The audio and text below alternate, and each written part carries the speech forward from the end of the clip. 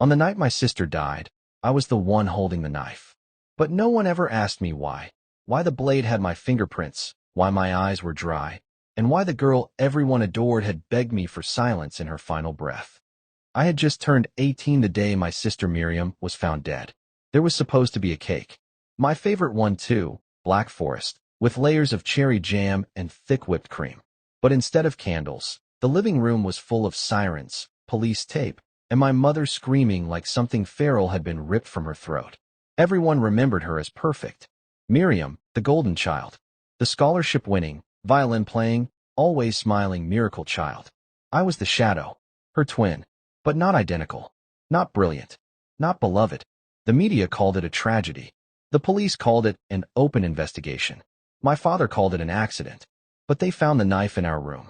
My fingerprints on the handle. I told them I didn't remember. I told them we'd fought, yes, but I would never hurt her. No one asked why she'd screamed before she fell. No one asked why I never cried.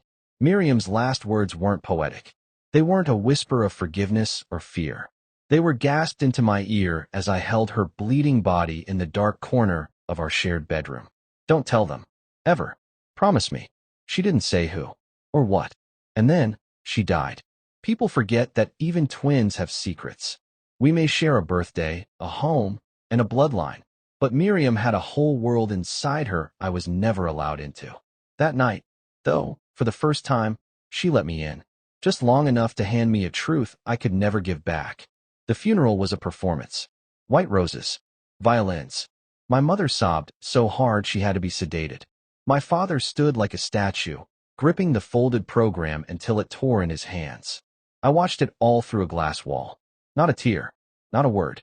Not a touch. Everyone thought I was in shock. Or guilt. But I was trying to protect her. Even in death. Even when she hadn't done the same for me. The weeks that followed blurred. School ended early for me. Not out of sympathy. No, they expelled me, pinning legal clarity. My room was locked. My phone taken. I was a suspect, even if no one dared say the word aloud. Except my aunt.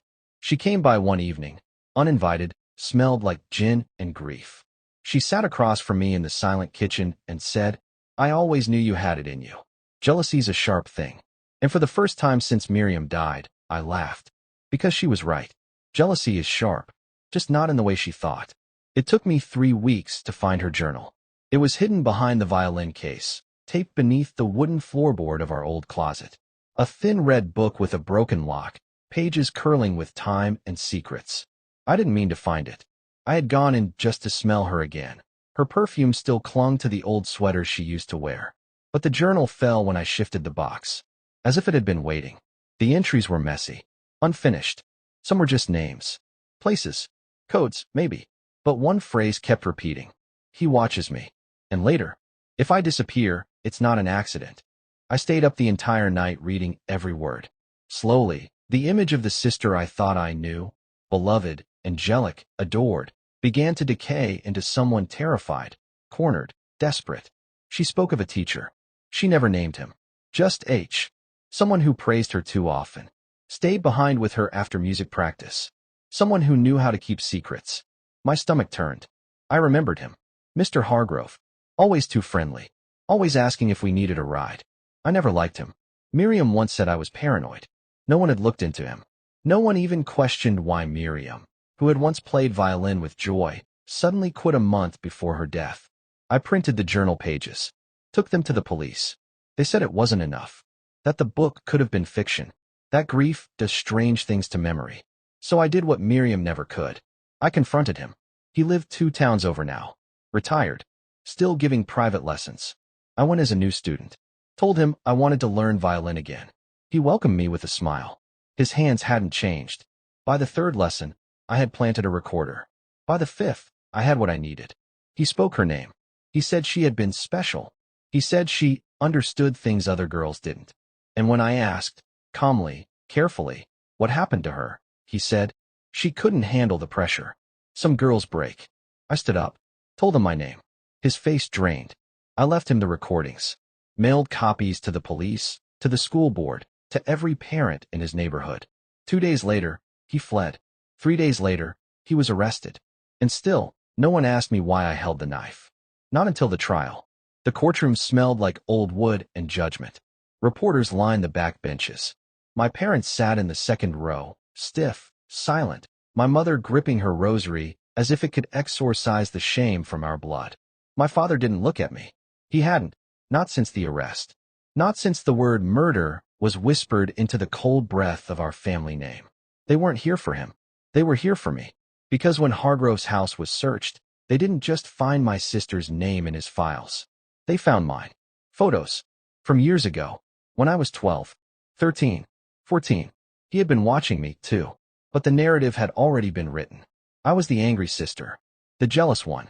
The unstable one. The one who held the knife. No one wanted to rewrite the script now.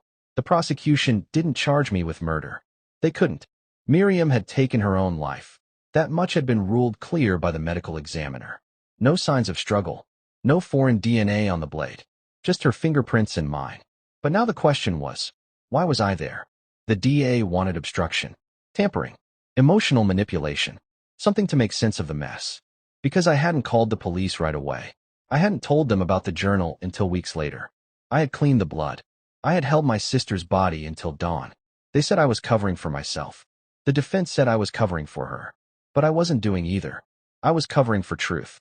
Because if the truth had been known back then, if someone had listened to her, seen her pain, stopped applauding long enough to notice the bruises beneath the brilliance, none of us would be here. Miriam would be alive, and I wouldn't be testifying against a ghost. When I took the stand, the room held its breath.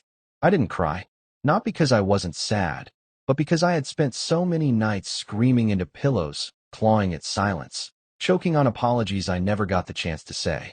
I told them about the journal, about the recordings, about the morning I found her, slumped over in the bathtub, her favorite concerto playing on repeat from the living room speaker.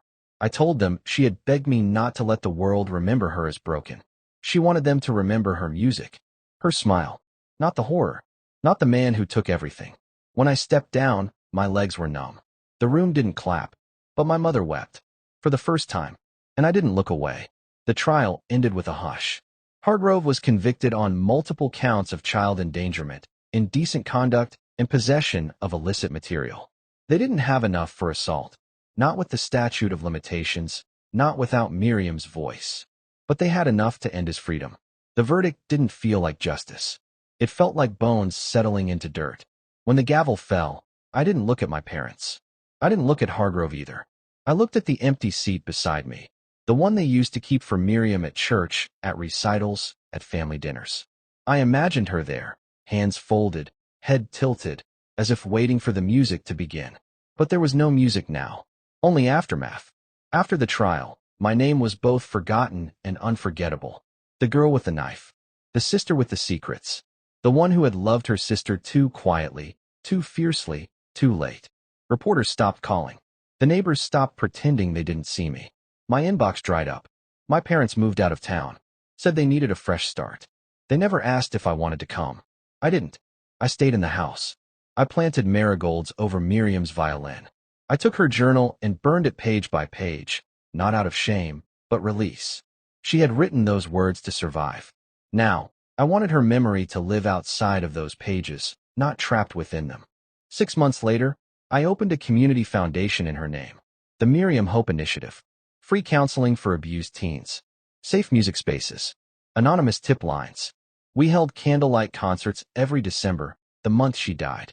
Students played pieces they wrote themselves. No judging. No trophies. Just sound. Just healing. And every year, I told her story. Not the one about the knife. The real one. The story about a girl whose music had once saved her, until the silence stole it back. One night, after a winter performance, a girl around Miriam's age came up to me. She said she'd been in the audience last year, but hadn't had the courage to speak. She handed me a worn music sheet, Miriam's final composition, one she had printed off the foundation's website.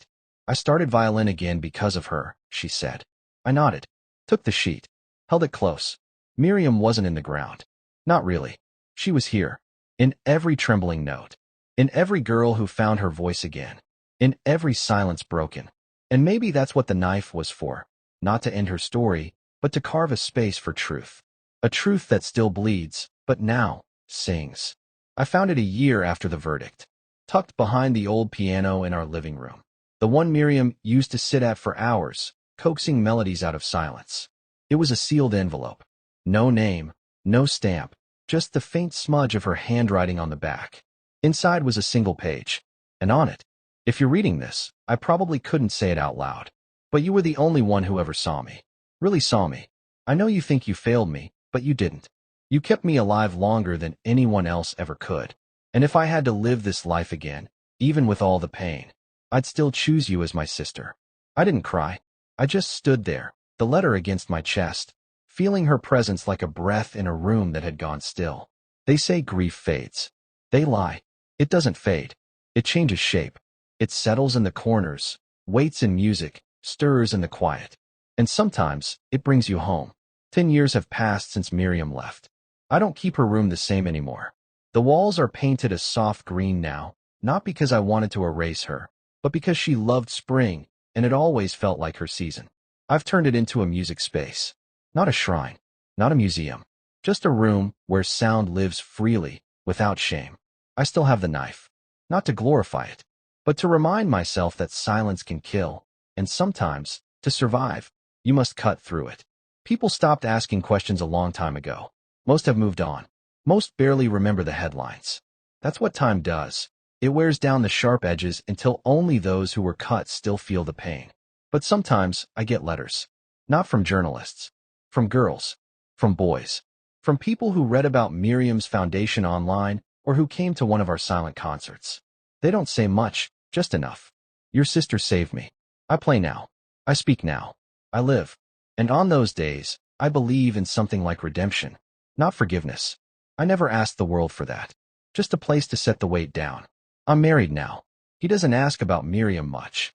But sometimes, I see him watching me when I stare too long at old strings, or when I stand too still during a certain chord progression. And when he wraps his arms around me in those moments, not asking, not needing to fix anything, I think Miriam would have liked him. There's a photo of her on our bookshelf. Not the polished one from school. The one I took when she didn't know I was watching, half smiling, violin balanced between her collarbone and the sun. She's never looked more alive. And sometimes, I still hear her. In the soft echo of strings. In the space between breaths. In the silence that no longer frightens me. Only reminds me of how far I've come. How far we both have. Together. Always.